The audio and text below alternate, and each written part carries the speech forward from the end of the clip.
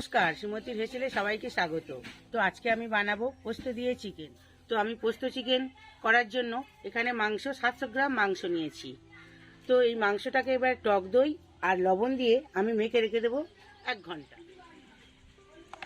মেখে নেব।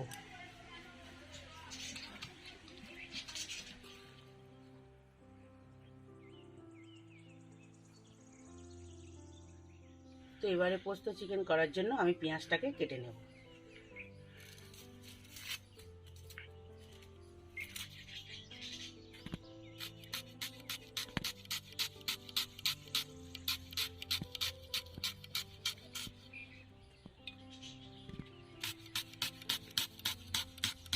তো 700 গ্রাম মাংসের জন্য আমি 3টে মাঝারি সাইজের পেঁয়াজ কেটে নিলাম।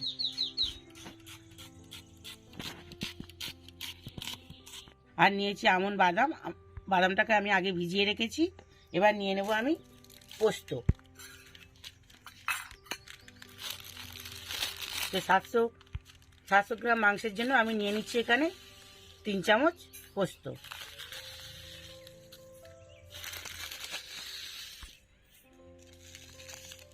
তো এর মধ্যে পোস্তর সাথে আমি বেটে নেব 5টা কাঁচা লঙ্কা। এগুলো আমার কুলি লঙ্কা বলে, এগুলো আমার গাছেরই লঙ্কা। তো এর মধ্যে আমি দিয়ে বেটে নেব।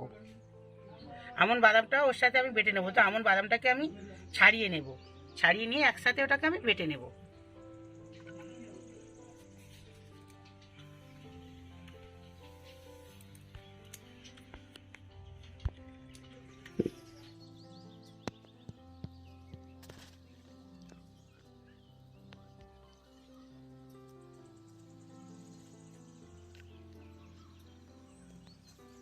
তো এবার আমি এগুলো সবগুলো একসাথে বেটে নেব।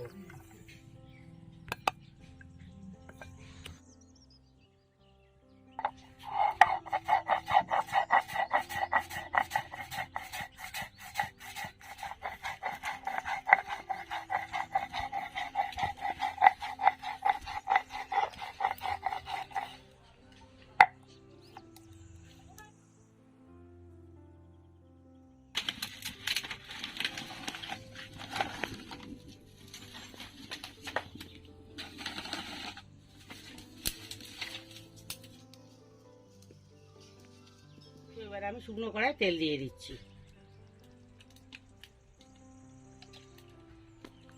শুকনো লঙ্কা দিয়ে দিলাম ফাটিয়ে, আর চেরা কাঁচা লঙ্কা 3টে দিলাম।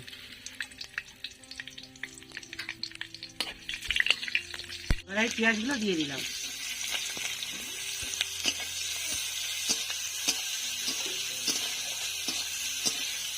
পেঁয়াজগুলো একটু ভালো করে ভাজা লাল লাল করে ভাজতে হবে।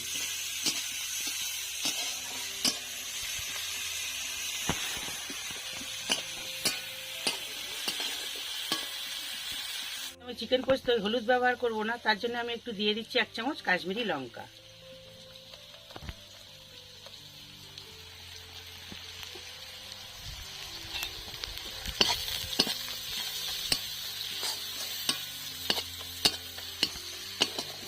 এবার আমি দিয়ে দেবো বাটা রসুনটা, আদা রসুনটা।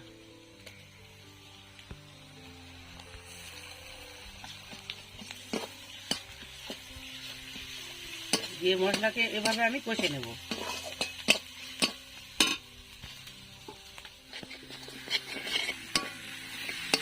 তো মশলাটা পেঁয়াজ আদা রসুনটাকে আমার কষানো হয়ে গেছে। এবার আমি দিয়ে দেবো ওর মধ্যে মাংসটা।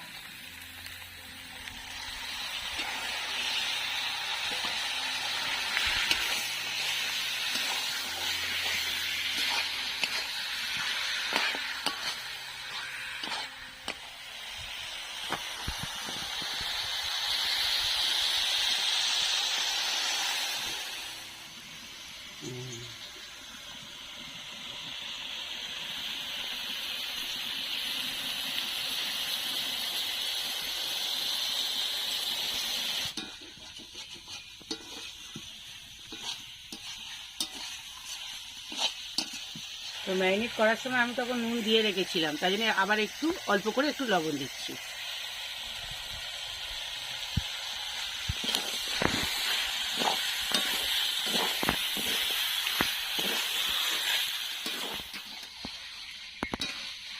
ঢাকা থেকে তেল ছেড়ে দিয়েছি।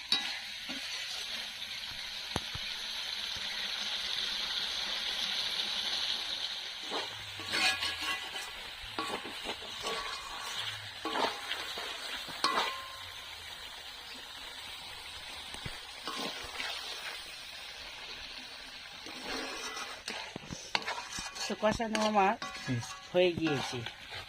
তো এবার দেখুন বন্ধুরা, কষানো আমার হয়ে গিয়েছে, তেলও ধারে থেকে তেল ছেড়ে দিয়েছে, গায়ে থেকে তেলটা ছেড়ে দিয়েছে মাংসের গায়ে থেকে।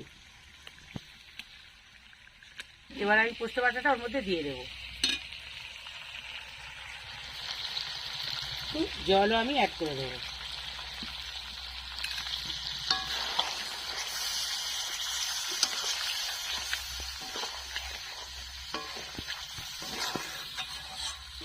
কালারটা খুব সুন্দর হয়েছে।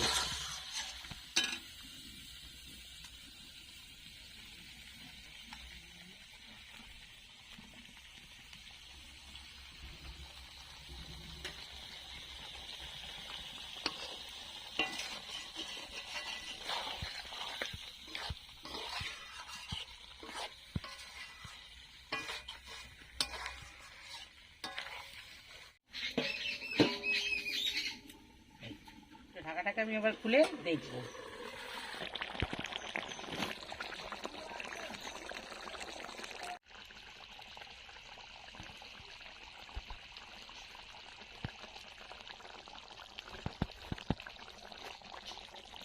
তো আমার পোস্ত চিকেনটা হয়ে গেছে, এবার আমি ওটাকে নামিয়ে নেব।